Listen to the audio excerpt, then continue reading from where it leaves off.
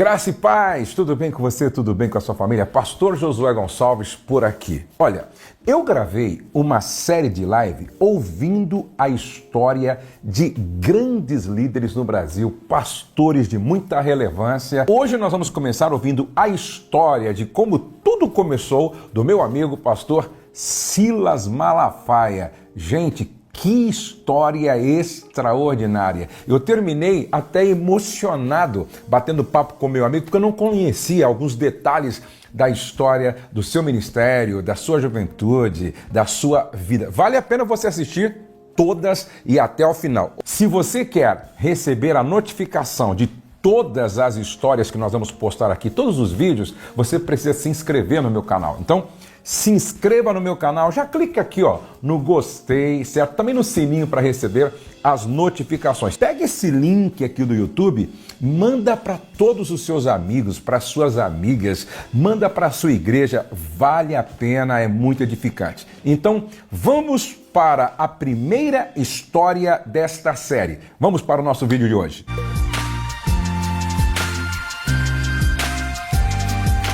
Gente, Silas Lima Malafaia, filho de Gilberto Malafaia e Albertina Malafaia, casado com Elisete Malafaia e pai de Thaisa, Thalita e Silas Malafaia Filho, uma das lideranças mais influentes do Brasil e pastor presidente da Assembleia de Deus Vitória em Cristo. Primeiro, Silas, eu quero te agradecer por ter atendido o meu convite e no final eu vou dizer algumas coisas aqui que eu sempre tive vontade de compartilhar com você, mas não tive essa oportunidade. Não tive a oportunidade. Mas qual é a proposta desta série de live? Esse mês, nós estamos investindo um tempo na vida dos pastores. Então eu comecei falando com esposas de pastores, foi muito legal. Aí, a semana passada, eu ouvi filhos de pastores.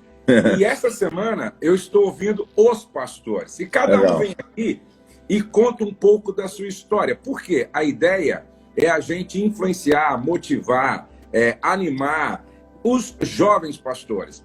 Então eu gostaria que você compartilhasse um pouco com a gente da sua infância, da sua juventude, do seu chamado. Como é que tudo começou? Eu, quando tinha 11 para 12 anos, eu perguntava a Deus o que ele queria da minha vida. A gente criado na igreja, Josué, filho de pastor, né?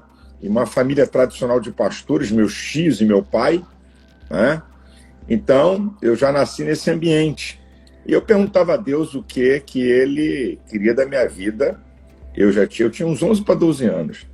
E também nessa época, eu dizia para Deus que eu não queria ficar namorando um monte de menina. Eu queria namorar uma garota que eu pudesse amar, ser amado, se é que Deus tinha me chamado para construir uma história de amor, de bênção. E aí eu sempre envolvido na igreja com jovens, com garotada, né, trabalhando junto em evangelismo e tal. E eu me lembro que com 12 anos, nós tínhamos um grupo jovem da igreja, não tinha nem nome, originou o Renascer, o Coral e a Orquestra Renascer, mas na época não tinha nome. Era um grupo dirigido pela irmã Marileia, a pastora Marileia, esposa do Paulão, aqui do Rio de Janeiro, da Igreja Batista Monte Oreb. E ela dirigia um grupo. Nós fomos na Igreja Batista aqui num lugar chamado Grotão, perto da Penha, e botava o grupo para cantar, tinha meia hora, e ela disse: "Ô Silas, você vai dar uma palavra." Falei: caramba, vou dar uma palavra. 12 anos de idade. 12 anos? 12 anos. E aí eu me lembro até do que eu falei. 1 João, capítulo 1, versículo 7. Primeira coisa, irmão. Eu ainda nunca, não me esqueço, né? Se andarmos na luz como ele na luz está, né? O sangue de Jesus nos purifica de todo pecado e tal. Aí eu dei uma palavra. E dali então, aí eu comecei a pregar em ar livre, dentro de ônibus, dentro de trem, tá? Comecei a desenvolver e trabalhar com meninos, assim, eu não liderando mais, ainda era garoto, muito garoto, mas trabalhar em todo o seio de trabalho que você conhece na Assembleia de Deus, de adolescente. Naquela época não tinha separação. Jovens e moleque de 13 anos já estava junto. Com 14 anos eu comecei a namorar a Elisete. Ela tinha 14 e 13. Ela 13 ou 14. Samuel, meu irmão mais velho, tinha 21 anos e namorava a Beth, a irmã da Elisete. Então, meu irmão mais velho é casado com a irmã mais velha de Elisete. E aí, aí, quando eu tinha 15 anos, o pastor Eliseu Menezes, vivo, com 90 e tralalá, um homem experiente, foi pregar num congresso jovem e ele pregou uma mensagem que eu também tenho guardado: Avivados para Evangelizar. Naquela época, com 15 anos, eu já estava com uma corriola de garotada, mas já estava meio na bagunça com a turma. Evangelizar e tudo, mas estava já coisa de garoto, né? Eu namorava Elisete, mas tal. E naquela mensagem do pastor Eliseu, sabe, ali Deus me falou comigo, dizendo: olha, eu vou levantar você para ser um ministro do Evangelho. E quando acabou esse congresso, eu formei um grupo de jovens que durante 6 anos nós evangelizamos de madrugada em Copacabana, no Rio de Janeiro. Porque a noite de Copacabana, no Rio de Janeiro, ela é direto. Ela não para. De sexta para sábado. E de sábado para domingo. Então a gente evangelizava de 11 da noite de sexta-feira até às 3 horas da manhã.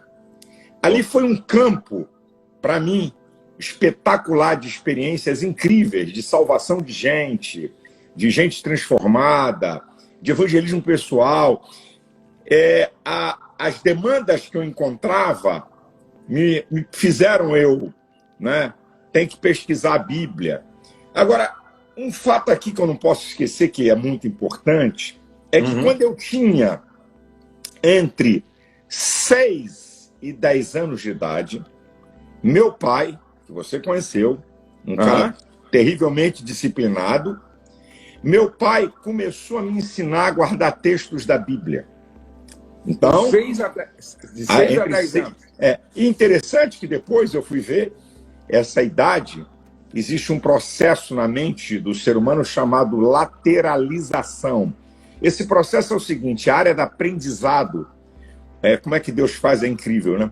O ser humano, nessa idade, ele está aberto se ele tem uma habilidade, qualquer habilidade que seja, tocar piano, violino, jogar futebol, é desenvolvida com uma força que nenhuma outra idade vai ser desenvolvida. Entre 6 e 10 anos. Então meu pai me treinou a guardar textos da Bíblia me cobrava, me ensinava e me cobrava. Velho Malafa, tu conheceu, não era moleza não, irmão. Ele era militar, né? Ele era militar, isso aí. Não era radical, meu pai nunca foi radical.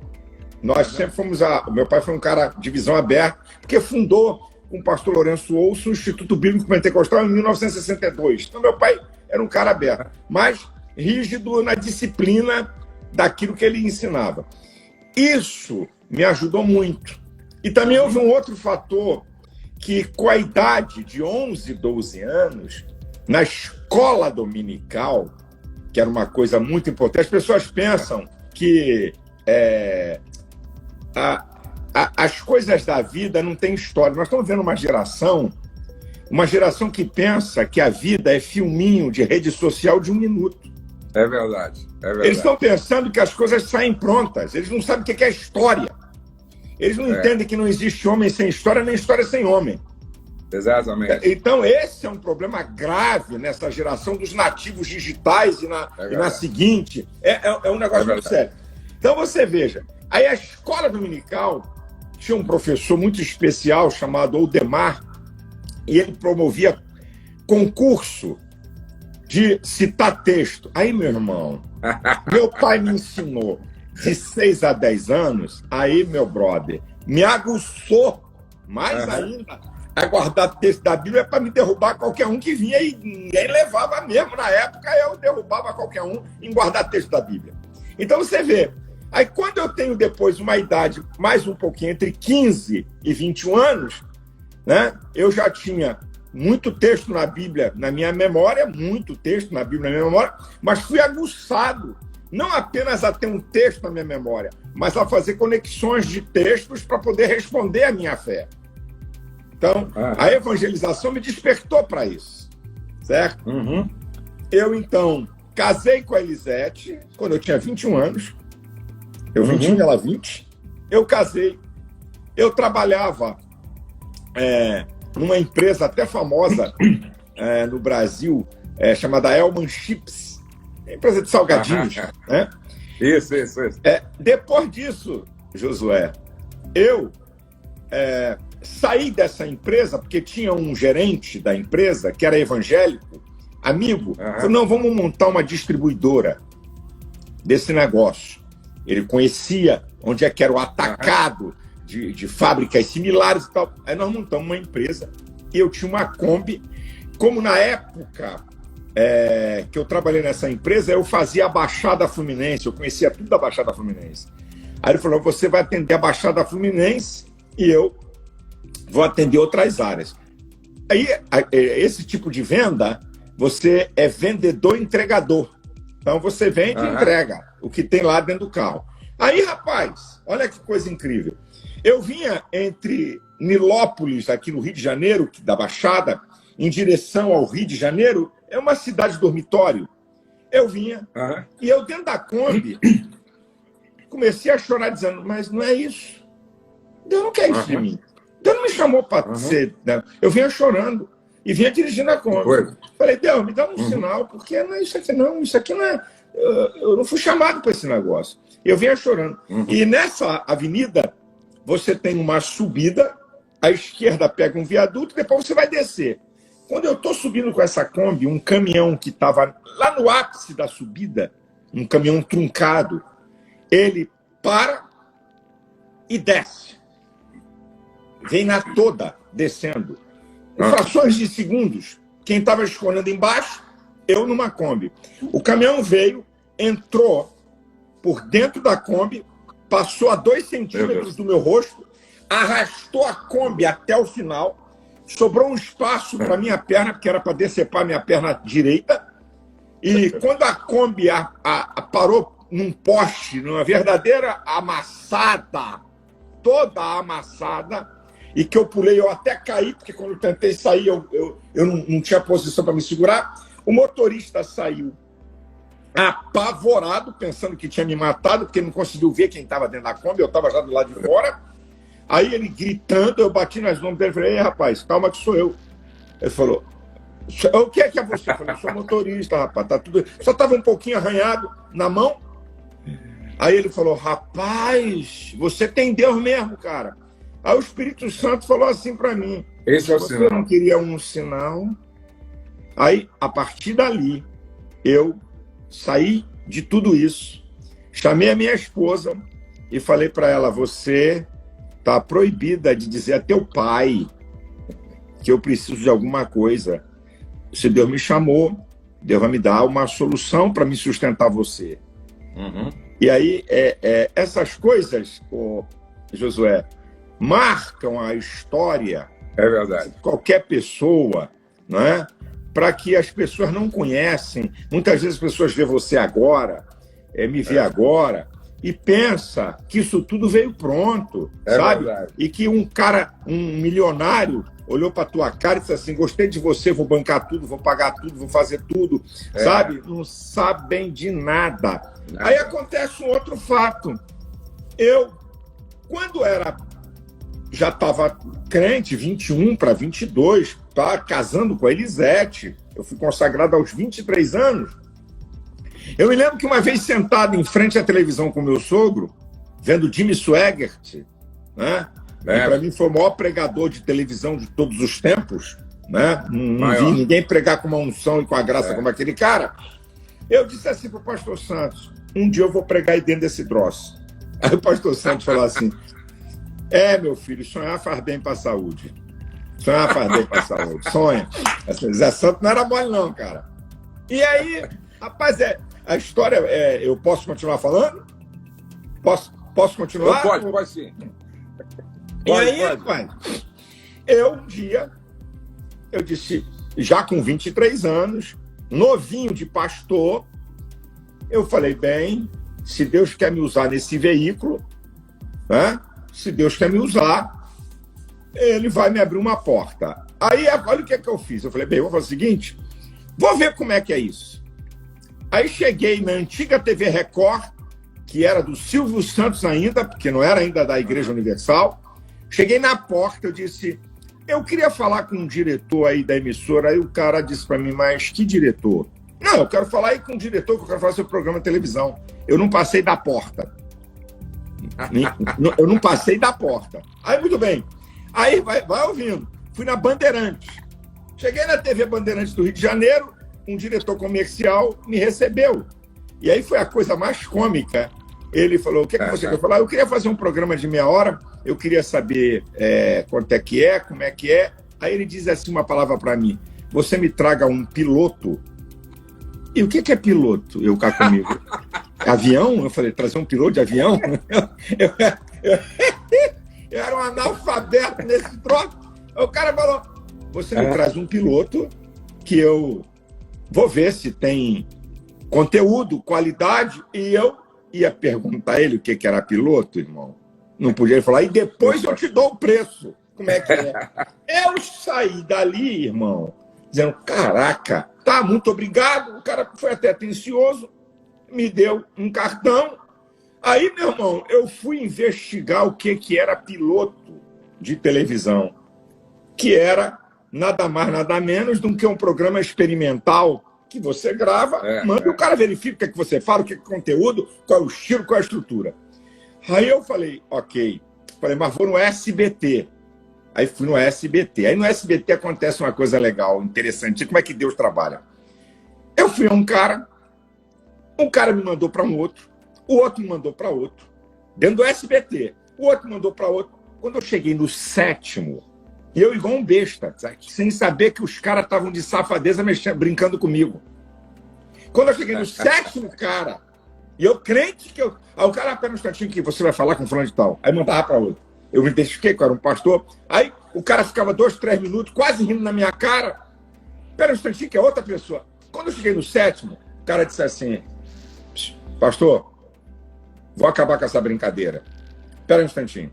Pegou o telefone e ligou para o diretor de programação da TV Record, que eu não passei da porta. Ele disse assim, ô Bellini, primo do Bellini, jogador de futebol. Titus Bellini, o cara. Pegou e disse assim, ô Bellini, eu tô com um pastor que é amigo meu aqui, recebe ele aí que ele quer ver um negócio de um programa evangélico que o SBT não abre, e eu sei que vocês vendem espaço, recebe ele aí. Aí ele botou a mão no telefone e disse assim, como é que é mesmo o seu nome? Porque ele não guardou meu nome. Eu falei, Silas Malafaia. Silas Malafaia. Aí falou, vai lá, eu sei onde é que é. Titus Bellini, você vê. Eu não passei da porta. Eles brincaram com a minha cara dentro do SBT, até eu chegar num cara que, pelo Espírito Santo, esse cara conhecia o outro e o cara me recomenda sem nunca ver a minha cara. Eu voltei na Record. Fui recebido. O que você quer? Eu falei, eu quero fazer um programa de meia hora. O cara disse assim, olha aqui, ó, vou fazer uma coisa com você. Eu tenho um espaço aqui 8 horas da manhã, de 8 às 8h30. Eu vou te esperar 90 dias. Sem eu abrir a boca para falar nada. Eu vou te esperar 90 dias, está aqui o valor. Se em 90 dias você arrumar o dinheiro, você entra. Se não arrumar o dinheiro, um dia depois não precisa me ligar. Tá bom? Eu tenho 90 dias. Eu saí dali, sabe? No momento alegrinho que só. Quando eu cheguei na porta para fora, o safado do Satanás, assim no meu ouvido. Ô, bobalhão, tu vai pagar com o quê? Tu tá alegre com o quê? Teu sogro não te dá R$1 pra nada. Tu vai arrumar dinheiro aonde pra pagar? Aí eu falei, caramba, eu acho que eu estou ficando maluco. Mas fiquei calmo. Comecei a orar. Senhor, se é da tua vontade, me abre a porta. Aí acontece um primeiro fato 30, 40 dias depois. Eu estou sentado, que eu convivi muito com meu sogro. Meu sogro foi um grande mentor, ele era um grande pastor.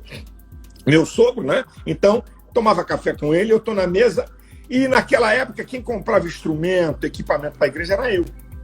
Aí chegou uma carta de uma loja chamada Guitarra de Prata. Nunca me esqueço. Ele falou, Sila, e orando, Senhor, me dá um sinal, me abre uma porta. Aí chegou uma carta. Quando eu abro a carta, saudações no Salmo 100. A Guitarra de Prata, uma loja de direção evangélica, está numa nova perspectiva, oferecendo para a igreja. Quando eu li aquilo, o Espírito Santo falou comigo, vai lá. Aí eu falei, valeu, chefia. Saí porta fora, nem entendeu nada. Quando eu entro na Guitarra de Prata, uma loja centenária, na Rua da Carioca, no Rio de Janeiro, quando eu entro, tem um vendedor no balcão da direita, um vendedor no balcão da esquerda, uma loja antiguíssima, com 102 anos de existência, uma jovem na frente e uma senhora numa mesa atrás, assim, depois que acabava o balcão. Eu cheguei para a moça e falei assim, eu queria falar com a dona, ou com o dono da loja. Aí a senhora levantou assim o pescoço e disse, chega aqui. Aí, bota a cadeira para ele. Falou, eu sou a dona. Aí ela disse assim, deixa eu lhe contar. Isso aqui é da minha avó para minha mãe. Só que tinha gente roubando, eu sou funcionária da Receita, pedi uma licença para vir para cá para botar ordem nesse negócio. A mulher foi falando sem eu perguntar nada. Quando ela me deu a senha, eu disse, olha que coisa interessante, eu estava orando a Deus, pedindo a Deus uma porta, um sinal. E só a senhora sabe que Deus, ela é crente presbiteriana, a senhora sabe que Deus trabalha de diversas formas. Eu sou da Assembleia de Deus, a senhora sabe que quem mais consome instrumento musical e equipamentos é a Assembleia de Deus. Eu quero entrar com um programa de televisão, a senhora não quer me ajudar a patrocinar esse programa, não? Aí ela falou, quanto é que é? Eu aqui agora na minha mente não me lembro valores daquela época, porque nós estamos falando de 37 anos atrás. Eu disse o valor, caramba. Ela disse, olha, 1/3 desse valor é meu. Opa! 1/3. Eu falei, rapaz, eu saí de lá falando língua estranha, certo? 1/3, cara, eu não tinha nada. Aí, rapaz, vai escutando como é que Deus faz quando Deus quer usar alguém. Aí, amigo, tinha uma rede de óticas no Rio de Janeiro chamada Óticas Evangélicas. O cara era amigo do meu pai, eu me lembrei dele.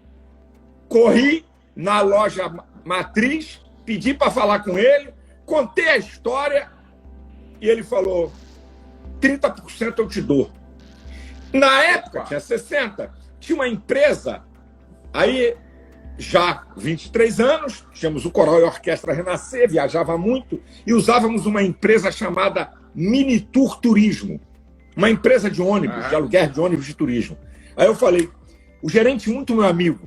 Aí fui ao gerente, falei, cara, me bota na frente do dono desse troço aqui. Aí o cara disse assim, ô Malafaia, o dono disso aqui é um português miserável, que até para dar até logo dá com mão fechada. Pô, deixa de ser maluco, rapaz. Que ele vai dar católico ferrenho. Eu falei, ô cara, me bota na cara dele, eu sou cliente, rapaz.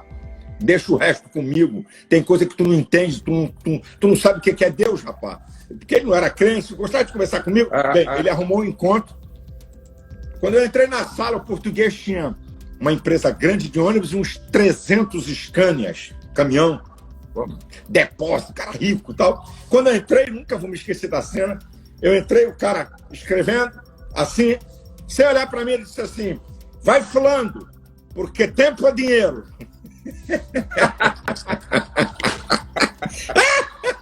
Aí eu falei assim, Jeová, o que eu vou falar para esse caboclo aqui? Rapaz, aí eu disse assim, o nome dele era Montenegro. Seu Montenegro, eu tenho uma mensagem que muda a vida do homem. Ele continuou escrevendo, eu falando. A mensagem que eu prego liberta o homem da cocaína, das drogas. Quando eu falei isso, ele botou a caneta e levantou o pescoço. E os olhos do cara lacrimejou. Aí eu falei, aqui tem alguma coisa. Eu entrei. Quando eu acabei de pregar o evangelho, que eu falar de Jesus para ele... Caramba, parou. Do que estava faltando. Ele falou, conte comigo. Quando eu saí, que eu fui na sala desse gerente e que eu falei para ele Ele falou, não, o quê? Esse cara vai o quê? Eu falei, vai me patrocinar porque a igreja usa ônibus. Aí eu perguntei assim para ele, vem cá, eu falei de drogas. Tem alguma coisa? Ele disse assim, tu falou o quê? Rapaz, eu falei de cocaína, que Jesus liberta. Ele falou assim, cara, o único filho dele é viciado em cocaína e vive na sarjeta. Rapaz, Deus colocou na minha boca onde eu ia tocar o coração do cara. Aí eu tinha 100% patrocinado. Mas como o programa não é só pagar, e você sabe, tem produção e tudo, cheguei pro meu sogro, todo alegrinho para contar o manto que Jeová tinha aprontado. Aí contei tudo para ele, ele assim, né? Falei, pastor, eu queria que o senhor me autorizasse, eu queria falar no presbitério aí, o senhor fazer uma reunião e dizer se o senhor concorda com isso, entrar na televisão e ver, né, como é que, quem sabe a igreja pode dar alguma ajuda. Ele não falou nada e disse, você vai falar na reunião. Aí, a famosa reunião do presbitério, você conhece isso na Assembleia de Deus? A famosa dos leões. Aí, eu cheguei na reunião, ele disse assim, o Silas, ele chamava de Silas, né? O Silas quer dar uma palavra aí. Aí eu contei para os irmãos, alguns se alegraram, alguns deram glória. Quando eu acabei de falar, levanta um pastor daquela velha guarda, aliado dele. Aí disse, pastor Santos, eu tenho uma pergunta a fazer. Vai sair algum dinheiro da igreja para isso aí? Isso aí. Aí o Zé Santos, o cara conhecia o coração dele, convivia com ele há 30 anos. Aí o Zé Santos disse assim, olha, é bom, a pergunta é boa. A pergunta é boa. Eu quero aproveitar e informar ao Silas que não vai ter R$1 da igreja. E se não tiver o dinheiro, acaba com isso. Porque se vier cobrança aqui, ainda vai ser excluído da igreja. Essa foi a palavra motivacional para eu começar. Tá parecendo José na sua casa, pô. José contando o sonho. Aí começou, Josué, a brincadeira. Foi aí eu rápido, no gatilho, falei, pastor, o senhor me autoriza a fazer uma campanha entre os irmãos para, se alguém quiser me ajudar? Ele falou, não, isso aí, não vai pedir dízimo, não. Eu falei, não, pastor, uma oferta. Agora, Josué, sabe o que tudo isso eu vejo? Eu aprendi uma coisa. Na hora que eu vi o pastor levantar e falar isso, e meu sogro falar, me subiu uma raiva da planta do pé até o último fio de cabelo, acho que ela ficou no ar. Mas aí eu aprendi uma coisa, Josué, que eu quero aproveitar para dizer para quem está nos acompanhando. Existem duas maneiras de você lidar com a raiva. A seu favor e contra você. É verdade. Se você usar a seu favor, sabe o que eu botei no meu coração na hora? Eu falei, essa turma aqui vai morder a língua, porque se Deus quer que eu faça isso, esses caras vão ver a mão de Deus. Eu não fiquei com uma raiva assim, tá vendo? Não vou fazer nada não, não tem nem apoio da minha igreja, meu sogro, consegui 100% do programa patrocinado, pô, ainda tô...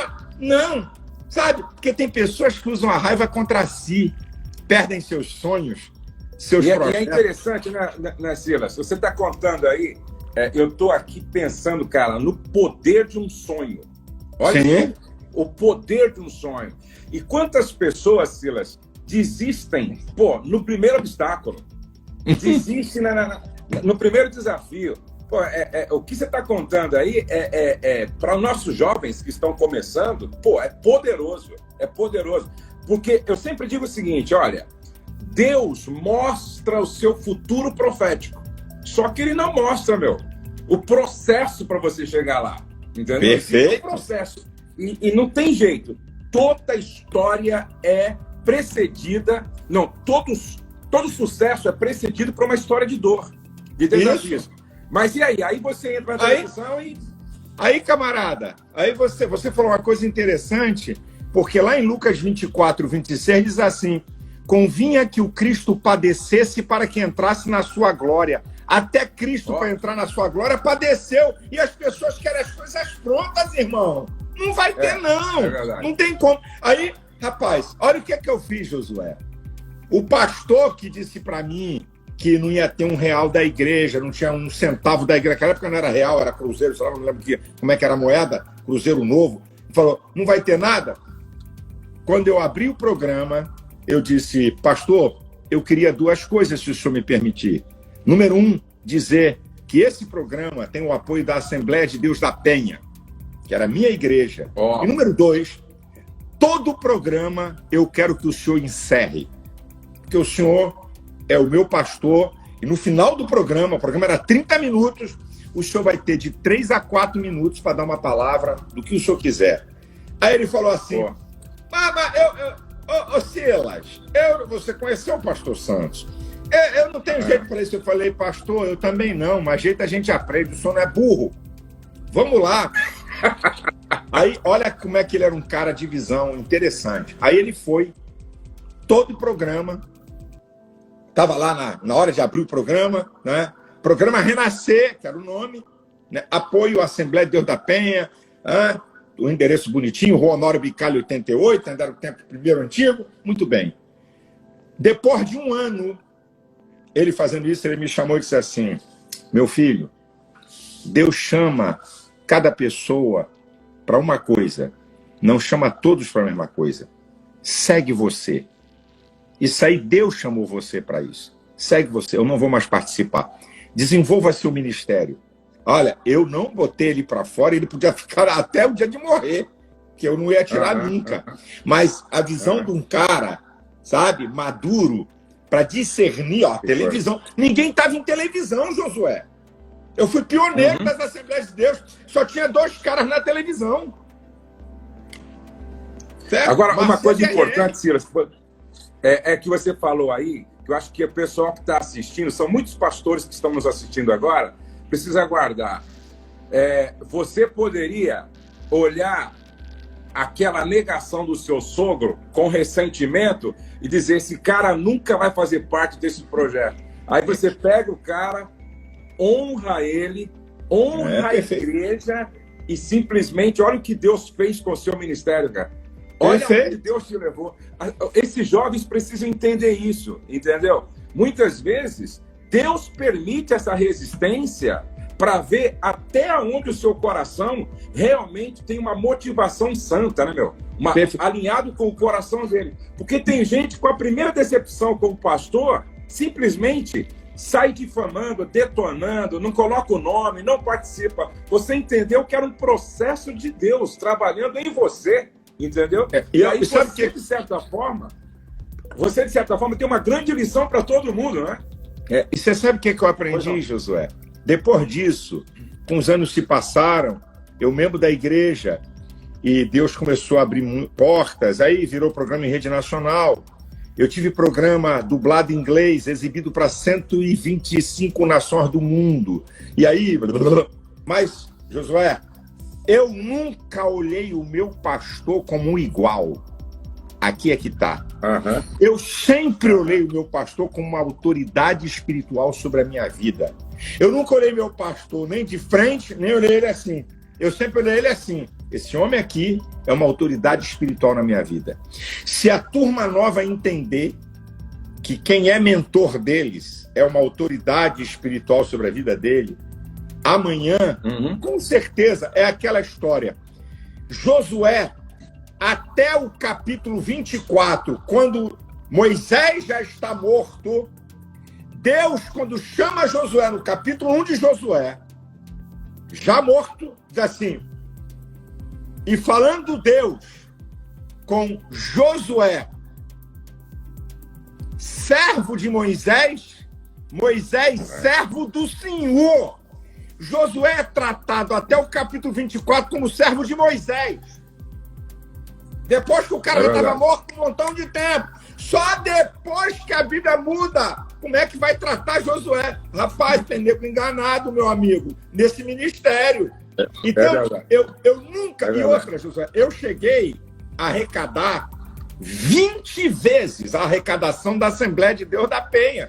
Eu não precisava de real nenhum, de dinheiro nenhum da igreja. Eu não precisava. E recebi muita buzinada na minha orelha, dizendo assim, cara, tu é maior do que teu sogro, tu fica amarrado a isso aí, vai embora, cara. Funda teu ministério. E eu disse para alguns assim, olha, se Deus me mandasse fazer isso, eu chegaria para ele, pediria a bênção dele, para um lugar bem longe para não perturbar ele, para não dividir aquilo que Deus entregou na mão dele, e faria. Só que Deus não me disse isso. Então, se Deus não me falou, não é a expectativa humana que vai me governar. Eu tenho que ser eu sou um ministro, eu tenho que ser governado pelo Espírito Santo. Eu não saio, eu vou ficar aí e não vou sair, vou ficar quietinho. E outra, eu não dependia de dinheiro da igreja, eu não tinha salário da igreja, eu tinha uma arrecadação monstro financeira, mas, Josué, eu não dava um passo sem falar com meu sogro, sem falar com o pastor. Quando eu ia na sua igreja, eu ficava vendo essa relação sua com ele, paternal mesmo, espiritualmente falando, essa relação de paternidade espiritual, eu achava magnífico. Agora, Silas, beleza. Você foi embora como evangelista itinerante, televisivo, e aí todo o Brasil conhece o seu trabalho. Só que, de repente, eu fui até no velório do seu sogro, porque ele foi uma referência para todos nós. Aí eu conversei com você um pouco, não é? Como é que foi essa transição de você sair, então, agora, de um evangelista itinerante, que fazia grandes cruzadas e tal, para se tornar pastor de uma igreja local agora? É claro, a sede aí na Penha e espalhado para o Brasil. Como é que foi essa transição? Sim. O que aconteceu, Josué? Quando meu sogro... Quando eu comecei a ver que meu sogro estava, né, com uma doença grave de coração, eu comecei a perguntar a Deus o que Deus queria. Eu comecei a perguntar a Deus o seguinte, Senhor, eu não fui talhado 27 anos, eu tinha 27 anos como evangelista, mas eu sempre eu era o vice-presidente da igreja, e sempre, você sabe, muito ligado à igreja. Eu não fui um evangelista que me desliguei da igreja, eu era muito ligado à atividade de tudo da igreja, né? O pastor deixava na minha mão tudo que é programação, tudo que é coisa, quem pregava você pregou lá muita vezes, eu é que dizia, fulano, beltrano, então ele me entregava isso. Aí eu disse assim, Senhor, se tu tem me chamado para ser um pastor, eu só vou entender que tu quer que essa igreja deixe de ser uma igreja de bairro e seja uma igreja de amplitude nacional. Porque eu não fui talhado 27 anos para ser pastor de igreja de bairro. Não que eu seja alguma coisa, mas Deus não é incoerente. Sim. Claro, então, claro. Essa foi a primeira coisa que eu disse para Deus. Senhor, se tu tem algum projeto para essa igreja ser nacional, eu acredito que eu posso ser o pastor dela. Mas se tu não tem esse projeto, então me diga qual desses pastores aqui, porque eu sabia que eu tinha muita força na igreja. Quem é que eu vou usar essa influência para o cara ser pastor? Aí eu pedi um sinal a Deus, Josué. Porque tudo na nossa vida, irmão, coisa do reino de Deus, não trata com racionalidade não, que tu vai quebrar a cara, qualquer um quebra a cara. Como é que era o processo para ser o pastor da igreja? Primeiro, reunião só com pastores. Dali, poderia sair 1, 2, 3 nomes para a reunião do presbitério. Reunião do presbitério, 1000 homens, diáconos, presbíteros e pastores. Dali, poderia sair 1, 2, 3 nomes para a Assembleia da Igreja. E se saísse mais de um, voto. Aí eu fiz e eu sabia, na época, tinham 106 pastores. Eu sabia que uns 5 podiam disputar uma eleição. Tranquilinho. Sabe? Aí eu disse para Deus, Senhor, se ao passar pelos pastores e pelo presbitério, se tiver um pastor que queira concorrer, é o sinal que não vai ser o pastor dessa igreja. Ninguém vai concorrer. Eu não vou disputar a eleição para ser pastor com ninguém. Se tu tem me chamado, eu vou ser por unanimidade nos pastores, no presbitério e lá na Assembleia da Igreja, que também alguém, está lá no estatuto na época, que alguém pode indicar um nome e a pessoa aceita ou não, e se quiser, e se aceitar, tem que ir para o voto. Muito bem. Aí acontece, bem rápido aqui, reunião de 106. Eu era vice-presidente da igreja, pastor interino por 30 dias. Reuni os pastores e falei, gente, se deixar 106 pastores falarem, nós vamos ficar aqui 3 dias. Vocês aceitam que os 7 pastores mais antigos dêem uma palavra? Aí, isso aí, Paulo, 7. O primeiro veio e disse, olha, eu sou a favor do pastor Silas Malafaia. Seu pastor, muito bem. Aí veio o segundo, eu sou a favor do pastor Silas. Aí vem o terceiro. O terceiro diz assim, olha, me desculpe, tem alguma coisa errada aqui. Aí o cara comigo, já vem a confusão aí.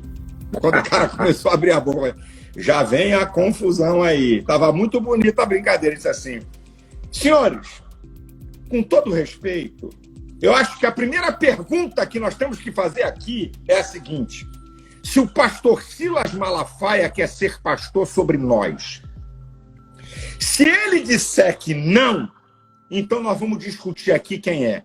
Tem alguém aqui que se vê pastor com o pastor Silas sentado atrás? A reunião acabou ali. Acabou. Eu saí por unanimidade, fui para a reunião do presbitério. Na reunião do presbitério, aí eu não dirigi, porque eu já era o interessado. Pastor José Matias era o mais velho. Irmãos, os pastores indicam o nome do pastor Silas Malafaia. Tem alguém aqui? Tem alguém que quer indicar? Ninguém. Saí com unanimidade, fui para a Assembleia da Igreja. Chegou na Assembleia da Igreja, pastor Matias, o pastor Silas foi indicado pelos pastores. Tem alguma indicação? Não. Eu fui por unanimidade. Então, Josué, quando você tem um sinal de Deus, uma convicção, eu vou dizer uma coisa para você que o pessoal na igreja ri.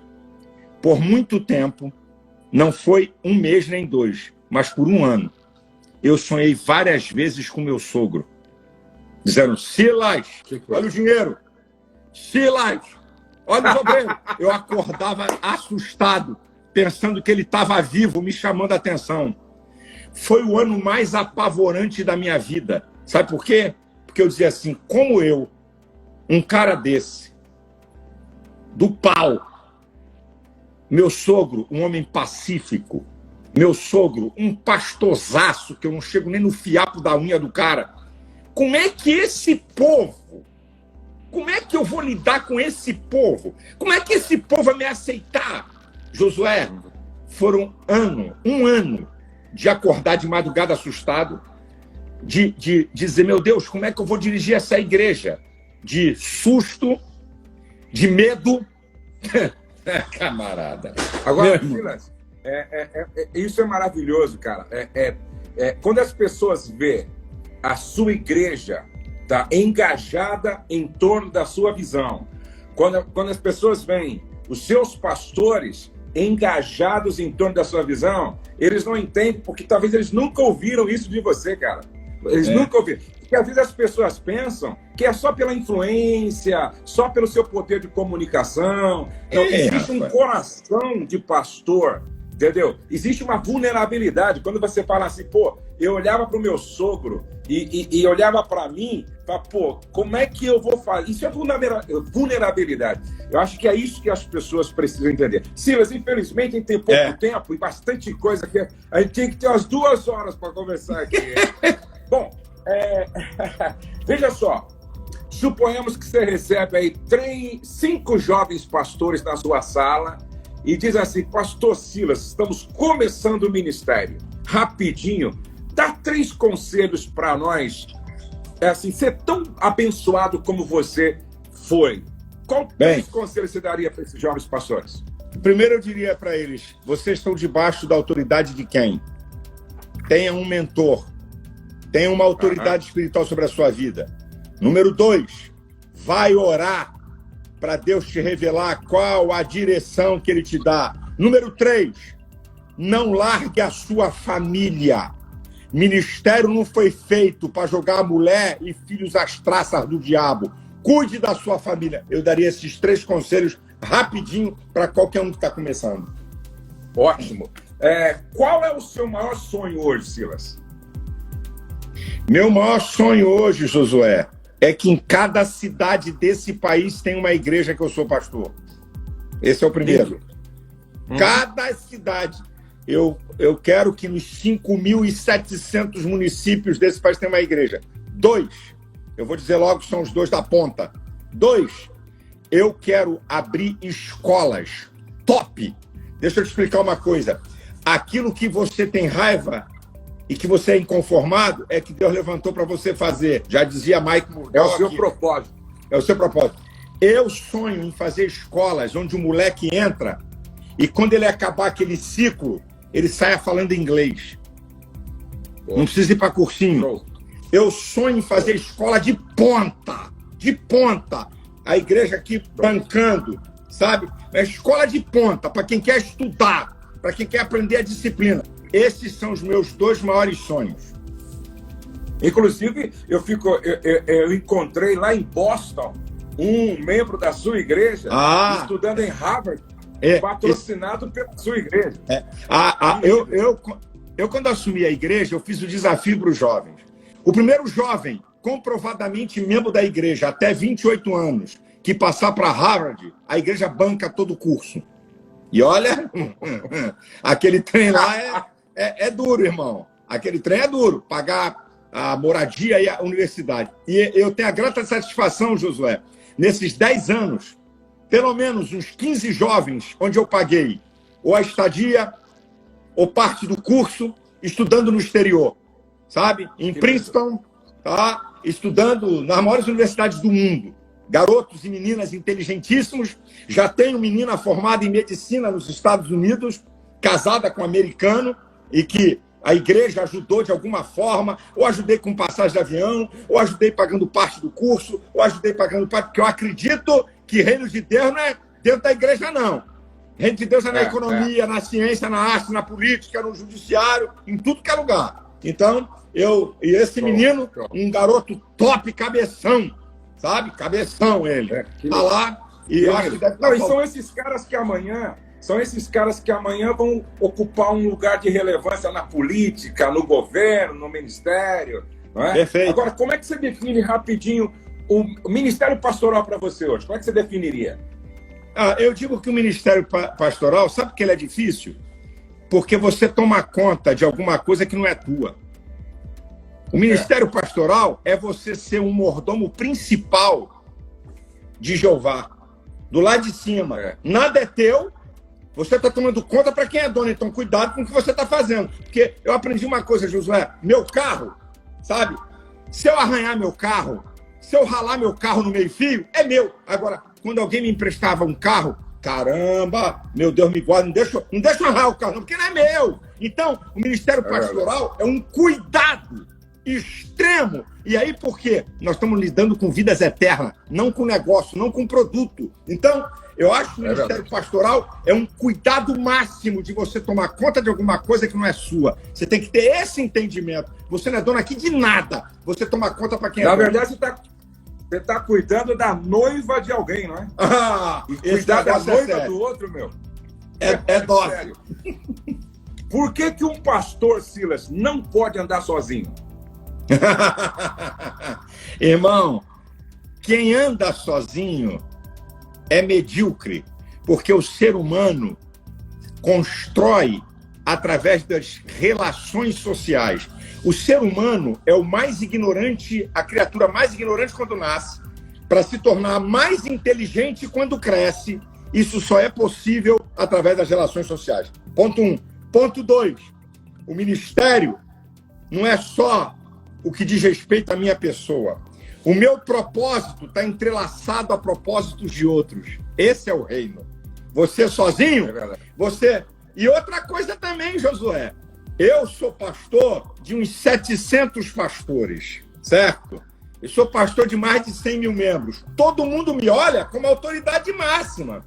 Quando eu ando só com os pastores da minha igreja, eles vão sempre me olhar como autoridade. Agora, quando eu ando com você... Quando eu ando com outro que é pastor de 100 pessoas, ele é um igual. A gente tem que andar com iguais, sabe? Isso é muito importante. Senão você fica só no ápice da autoridade. É verdade. Se você começasse tudo de novo, o que você não faria hoje? Rapaz, a lista seria muito grande. Porque seria Mas muito uma coisa grande. que você não faria. Uma coisa, não viver o tempo todo no risco. Josué, eu vivi anos num risco de alto grau de perigo sobre finanças. Muito. Eu vivi num risco, mas num risco daqueles que, se uma peça saísse, eu explodia eu e tudo. Então, eu não faria o que eu fiz. Esse é um, mas tem outros. Ia mais devagar. Silas, primeiro, eu quero dizer que eu tenho uma dívida de gratidão muito grande com você, porque eu me lembro quando eu fui na sua igreja pela primeira vez e você disse assim: Josué, você é bastante conhecido na Assembleia, mas você precisa ser conhecido fora da Assembleia. E aí você me levou na televisão, me levou no Fogo para o Brasil.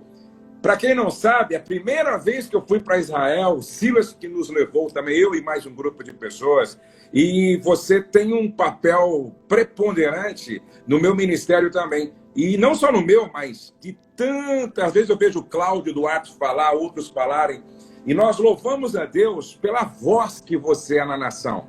E eu louvo a Deus pela sua coragem, porque para estar se posicionando nesses últimos dias no Brasil, como você está se posicionando, só um cara que tem muita convicção do seu chamado, tem muita certeza de que Deus está com ele e tem muita convicção do propósito para qual Deus te chamou. Porque eu sei da pressão, eu sei da perseguição, eu sei do quanto você, porque você é posicionado, é odiado, mas eu também sei que existe uma igreja que ora por você, Perfeito. Existe uma igreja que intercede por você. Eu e os nossos pastores aqui sempre lembramos de orar por você, porque, concordando ou não todos, você é um cara que Deus levantou com uma voz profética para a nação e que tem se posicionado. Então, eu sempre quis dizer isso para você, que nós temos assim uma consideração e respeito. É uma pode honra. Contar sempre com as nossas orações. É uma Deus honra. abençoe. Agora, muito obrigado, Josué. E dizer uma coisa para todos os pastores jovens, uma coisa que, quando eu li esse texto de 2 Samuel, capítulo 5, versículo 12, diz assim: e depois de Davi ter se fortalecido no trono, entendeu Davi que o Senhor o exaltara por causa do seu povo. Aprenda, colega que está me assistindo, tudo que você fizer no reino, a grandeza que Deus te levar não é por tua causa, é por causa do reino, é por causa da igreja. Deus não nos usa por nossa causa, mas por causa do reino. Deus abençoe. Obrigado também por você ter sido e tem sido bênção para milhões de pessoas, bênção também no ministério nosso.